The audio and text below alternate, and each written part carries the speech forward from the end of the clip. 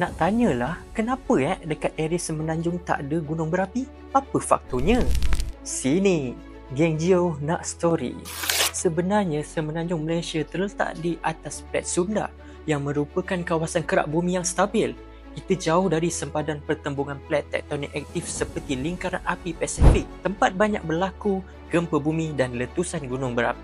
Walaupun Semenanjung Malaysia kini tak ada gunung berapi aktif, ada bukti geologi yang menunjukkan kawasan ini pernah alami aktiviti gunung berapi berjuta-juta tahun dulu.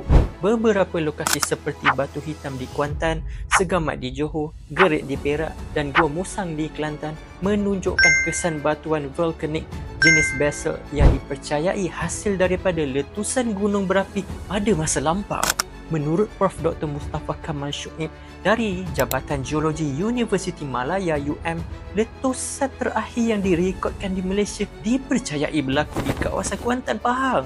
Namun proses hakisan dan enapan yang memakan masa jutaan tahun telah menyebabkan kawah gunung berapi tersebut tidak lagi kelihatan. Di Sabah pula ada beberapa bekas gunung berapi purba seperti Gunung Maria, Gunung Lucia dan Gunung Magdalena. Aktiviti vulkanik terakhir di kawasan ini dipercayai berlaku kira-kira 27,000 tahun dulu. Namun menurut Dr. Felix Tongkul dari Universiti Malaysia Sabah, gunung-gunung tersebut kini dianggap mati dan tak akan meletus lagi pada masa depan. Walaupun sekarang kita tak ada gunung berapi aktif, sejarah geologi Malaysia menunjukkan kita pernah ada aktiviti gunung berapi. Menarik kan?